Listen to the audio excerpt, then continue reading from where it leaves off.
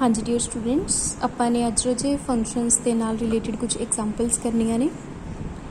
ਵੈਸੇ ਆਪਾਂ ਪਹਿਲਾਂ ਥਿਓਰੈਟੀਕਲੀ ਪੋਰਸ਼ਨ ਇਹਦਾ ਕਰ ਚੁੱਕੇ ਹਾਂ ਕਿ ਕਿਸੇ ਫੰਕਸ਼ਨ ਦੀ ਡੋਮੇਨ ਤੇ ਰੇਂਜ ਕੀ ਹੁੰਦੀ ਹੈ ਨਾ, ਤੇ ਫੰਕਸ਼ਨ ਦੀ ਕਿਹੜੀਆਂ ਟਾਈਪਸ ਸੀਗੀਆਂ। ਅੱਜ ਮੈਂ ਇਹਦੇ ਨਾਲ ਰਿਲੇਟਡ ਕੁਝ ਐਗਜ਼ਾਮਪਲਸ ਤੁਹਾਨੂੰ ਕਰਵਾ ਰਹੀ ਹਾਂ। ਜਿਵੇਂ ਕਿ ਫਸਟ ਐਗਜ਼ਾਮਪਲ ਹੈਗੀ ਹੈ ਕਿ ਤੁਸੀਂ ਡੋਮੇਨ ਤੇ ਰੇਂਜ ਕੱਢਣੀ ਹੈ ਇਹਨਾਂ ਫੰਕਸ਼ਨਸ ਦੀ, ਜਿਹਦੇ ਵਿੱਚੋਂ ਫਸਟ ਫੰਕਸ਼ਨ ਤੁਹਾਨੂੰ ਗਿਵਨ ਹੈ f(x) = (-x)। ਹੁਣ ਤੁਸੀਂ ਦੇਖੋ ਕਿ ਇਹਦੇ ਵਿੱਚ ਜਿਹੜਾ ਸਕੇਅਰ ਰੂਟ ਹੈ ਉਹ ਉਦੋਂ ਡਿਫਾਈਨਡ ਹੁੰਦਾ ਜਦੋਂ ਆਪਣੇ ਕੋਲ ਇਹਦੇ ਵਿੱਚ ਕੋਈ ਪੋਜ਼ੀਟਿਵ ਨੰਬਰ ਹੁੰਦਾ, ਬਟ ਇਹਦੇ ਵਿੱਚ ਜਦੋਂ ਆਪਾਂ ਨੂੰ ਕੋਈ ਨੈਗੇਟਿਵ ਸਾਈਨ ਦਿੱਤਾ ਹੋਵੇ that means x should also B negative number. ਅਗਰ ਤੁਸੀਂ x ਕੋਈ ਨੈਗੇਟਿਵ ਨੰਬਰ ਇਹਦੇ ਵਿੱਚ ਪੁੱਟ ਕਰੋਗੇ ਤਾਂ ਤੁਹਾਡੇ ਕੋਲ f(x) ਦੀ ਵੈਲਿਊ ਆਊਗੀ, ਅਦਰਵਾਈਜ਼ ਇਹਨੇ ਇਮੇਜਨਰੀ ਨੰਬਰ ਬਣ ਜਾਣਾ। ਤਾਂ ਇਟ ਮੀਨਸ ਇਹਦੀ ਡੋਮੇਨ ਦੇ ਵਿੱਚ ਤੁਸੀਂ ਸਿਰਫ ਨੈਗੇਟਿਵ ਨੰਬਰਸ ਜਿਹੜੇ ਨੇ ਉਹ ਪੁੱਟ ਕਰ ਸਕਦੇ ਹੋ, ਮੀਨਸ 0 to -∞ ਤੱਕ। ਨੈਕਸਟ ਫਿਰ ਇਹਦੀ ਰੇਂਜ ਕੀ ਆਊਗੀ, ਜਦੋਂ ਤੁਸੀਂ ਇਹਦੇ ਵਿੱਚ ਕੋਈ ਵੀ ਨੰਬਰ ਪੁੱਟ ਕਰ ਦੋਗੇ ਤਾਂ ਇਹਦੀ ਰੇਂਜ ਕੀ ਬਣੂਗੀ, set of all reals greater than or equals to 0, means 0 ਜਾਂ 0 ਤੋਂ ਬੜਾ ਕੋਈ ਵੀ ਨੰਬਰ ਇਹਦੇ ਵਿੱਚ ਆ ਸਕਦਾ ਹੈ। ਨੈਕਸਟ ਸੈਕਿੰਡ ਐਗਜ਼ਾਮਪਲ ਦੇ ਵਿੱਚ ਹੈਗਾ f(x) = 1/x-1।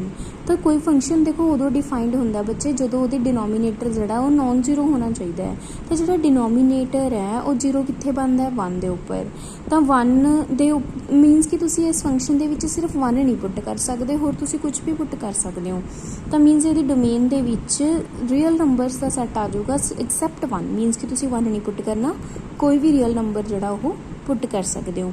ਫਿਰ ਉਸ ਤੋਂ ਬਾਅਦ ਜਿਹੜੀ ਇਹਦੀ ਰੇਂਜ ਆਣੀ ਹੈ, ਰੇਂਜ ਦੇ ਵਿੱਚ ਤੁਸੀਂ ਕੀ ਕਰਨਾ ਹੈ, ਜਿਵੇਂ y = 1/x-1 ਤੁਹਾਨੂੰ ਦਿੱਤਾ ਹੋਇਆ ਹੈ ਨਾ, ਤਾਂ x ਦੀ ਵੈਲਿਊ ਕੀ ਆ ਗਈ 1 + y/y। ਤਾਂ ਇਹਦੇ ਵਿੱਚ y 0 ਨਹੀਂ ਹੋਣਾ ਚਾਹੀਦਾ, ਹੋਰ ਕੋਈ ਵੀ ਨੰਬਰ ਜਿਹੜਾ ਹੈਗਾ ਤੁਸੀਂ ਲੈ ਸਕਦੇ ਹੋ। ਤਾਂ ਇਹਦੀ ਰੇਂਜ ਸੈੱਟ ਦੇ ਵਿੱਚ ਕੀ ਆਊਗਾ, set of all real numbers accept 0। Same ਰਚੇ ਇੱਦਾਂ ਹੀ ਥਰਡ ਐਗਜ਼ਾਮਪਲ ਤੁਹਾਨੂੰ ਦਿੱਤੀ ਹੋਈ ਹੈ, ਜਿਵੇਂ g(x) = log(x-1). ਤੁਹਾਨੂੰ ਪਤਾ ਕਿ ਜਿਹੜਾ log ਫੰਕਸ਼ਨ ਹੈ ਇਹ ਸਿਰਫ ਉਦੋਂ ਹੀ ਡਿਫਾਈਨਡ ਹੁੰਦਾ ਹੈ ਜਦੋਂ ਜਿਹੜਾ x ਦੀ ਵੈਲਿਊ ਹੈ that R positive, means x-1 should be positive. ਤਾਂ x-1 ਪੋਜ਼ੀਟਿਵ ਉਦੋਂ ਹੋਊਗਾ ਜਦੋਂ x ਦੀ ਵੈਲਿਊ ਤੁਸੀਂ 1 ਤੋਂ ਵੱਡੀ ਪੁੱਟ ਕਰੋਗੇ, ਮੀਨਸ x > 1 ਪੁੱਟ ਕਰੋਗੇ। ਤਾਂ ਇਹਦਾ ਜਿਹੜੀ ਡੋਮੇਨ ਆ ਗਈ ਉਹ ਆ ਗਈ ਤੁਹਾਡੇ ਕੋਲ set of all reals greater than 1, means 1 to ∞।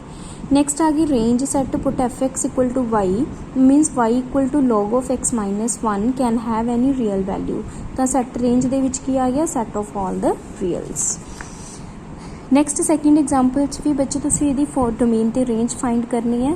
ਤਾਂ ਜਿਹੜਾ ਫੰਕਸ਼ਨ ਹੈ ਉਹ ਤੁਹਾਨੂੰ ਇਸ ਤਰੀਕੇ ਨਾਲ ਡਿਫਾਈਨਡ ਹੈ ਕਿ x + 1/2x + 1।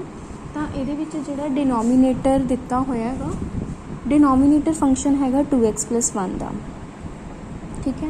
ਤਾਂ ਜਿਹੜਾ ਡਿਨੋਮੀਨੇਟਰ ਹੈ ਉਹ ਨੋਨ ਜ਼ੀਰੋ ਹੋਣਾ ਚਾਹੀਦਾ ਹੈ। ਤਾਂ ਡਿਨੋਮੀਨੇਟਰ ਨੋਨ ਜ਼ੀਰੋ ਕਦੋਂ ਆਊਗਾ, ਜਦੋਂ ਤੁਸੀਂ x ਦੀ ਵੈਲਿਊ -1/2 ਤੋਂ ਇਲਾਵਾ ਕੁਝ ਵੀ ਪੁੱਟ ਕਰ ਸਕਦੇ ਹੋ, ਠੀਕ ਹੈ। ਤਾਂ ਮੀਨਸ ਇਹਦੀ ਡੋਮੇਨ ਦੇ ਵਿੱਚ ਸਾਰੇ ਰੀਅਲਸ ਆਉਣਗੇ ਐਕਸੈਪਟ -1/2। ਨੈਕਸਟ ਤੁਸੀਂ ਇਹਦੀ ਹੁਣ ਰੇਂਜ ਫਾਈਂਡ ਆਊਟ ਕਰਨੀ ਹੈ। ਤਾਂ ਰੇਂਜ ਫਾਈਂਡ ਆਊਟ ਕਰਨ ਵਾਸਤੇ ਤੁਸੀਂ x ਨੂੰ y ਦੀ ਫਾਰਮ ਦੇ ਵਿੱਚ ਫਾਈਂਡ ਕਰ ਸਕਦੇ ਹੋ।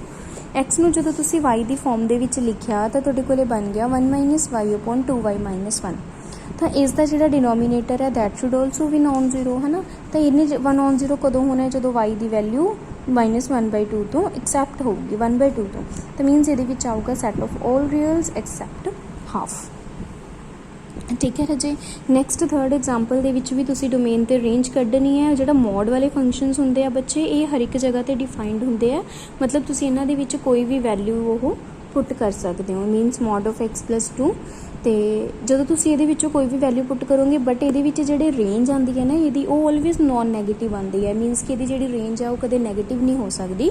ਤਾਂ ਇਹਦੀ ਰੇਂਜ ਦੇ ਵਿੱਚ ਸੈਟ ਆਫ ਆਲ ਨੈਗੇਟਿਵ ਰੀਅਲਸ ਜਿਹੜੇ ਨੇ ਉਹ ਆਉਣਗੇ, ਠੀਕ ਹੈ।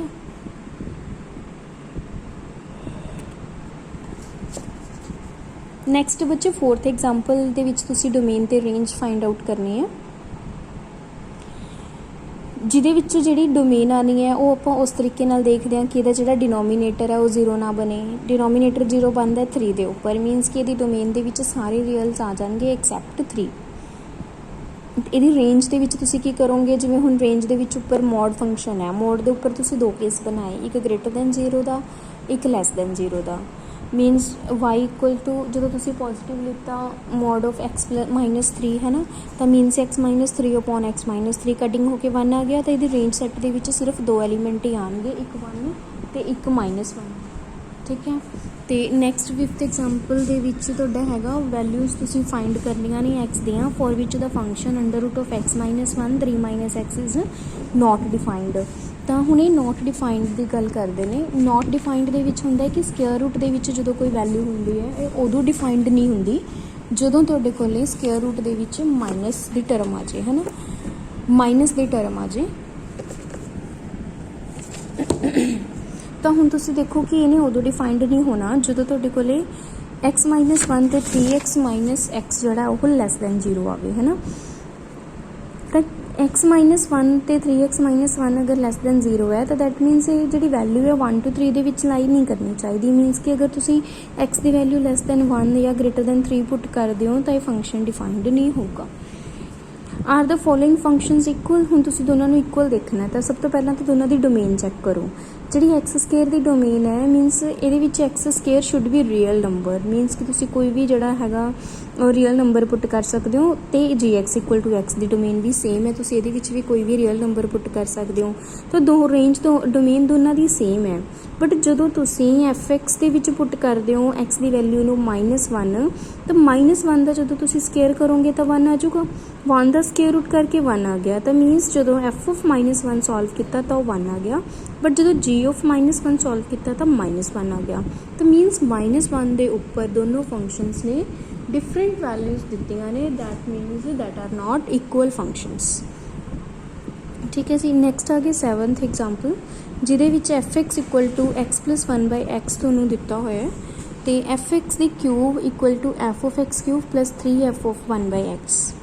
ਤਾਂ ਇਹਦੇ ਵਿੱਚ ਤੁਸੀਂ x ਦੀ ਜਗ੍ਹਾ 'ਤੇ x ਕਿਊਬ ਜਦੋਂ ਤੁਸੀਂ ਸਬਸਟੀਟਿਊਟ ਕੀਤਾ ਹੈ ਨਾ ਤਾਂ ਤੁਹਾਡੇ ਕੋਲ ਬਣ ਗਿਆ x cube plus 1/x cube ਅਤੇ f ਆਫ 1/x ਤੁਸੀਂ ਸੋਲਵ ਕੀਤਾ 1/x ਪਲੱਸ x। ਤੁਸੀਂ x ਨੂੰ ਰਿਪਲੇਸ ਕੀਤਾ ਇੱਕ ਵਾਰੀ x ਕਿਊਬ ਦੇ ਨਾਲ, ਫਿਰ x ਨੂੰ ਰਿਪਲੇਸ ਕੀਤਾ 1/x ਨਾਲ।